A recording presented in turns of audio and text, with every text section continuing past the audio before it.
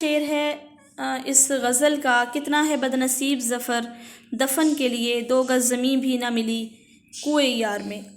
بدنصیب بری قسمت والا کوئے یار دوست کی گلی کوچا 2 گز زمین دفن ہونے کے لیے جگہ۔ شاعر کہتے ہیں میں کتنا بدنصیب ہوں کہ اپنے وطن میں دفن ہونے کے لیے 2 گز زمین بھی مجھے قسمت سے نہیں ملی۔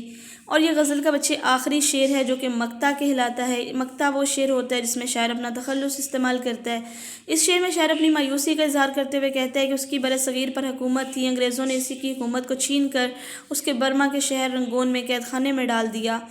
جیسا کہ میں نے یہ شعر لکھا ہے، حوالے کا دیکھیں کہ ہوا کے دوش پہ رکھے ہوئے چراغ ہیں ہم، جو بجھ گئے تو ہوا سے شکایتیں کیسی۔ یعنی شاعر جو ہے وہ تو اب شکایت بھی نہیں کر رہا، بلکہ بہادر شاہ ظفر کہتے ہیں کہ میں کس قدر محروم انسان ہوں کہ مرنے کے بعد قبر کے لیے اپنے وطن کی مٹی بھی مجھے نصیب نہیں ہوئی۔ اور اس شعر کے اندر شاعر یہ بیان کرتا ہے کہ جس میں دنیا کے فانی ہونے کا ذکر کرتا ہے کہ شاعری کی بے بسی اور پردرد حسرتوں کو بڑی شدت کے ساتھ محسوس کیا جا سکتا ہے، بے قراری انتہا کو پہنچی ہوئی ہے۔ اور اس شعر کی میں بہادر شاہ ظفر مغلیہ خاندان کے آخری بادشاہ تھے اور 63 برس کی عمر میں انہوں نے قید کی حالت میں رنگون برما میں رکھا گیا اور پھر انہیں وہیں ان کا انتقال ہوا اور وہیں پر وہ آسودہ خاک بھی ہیں رنگون میں ہی۔ یوں وقت کے وہ بادشاہ تھے، در بدر ہونا ان کا مقدر ٹھہرا اور آخری آرام گاہ بھی انہیں اپنے وطن کی مٹی میں نصیب نہ ہوئی۔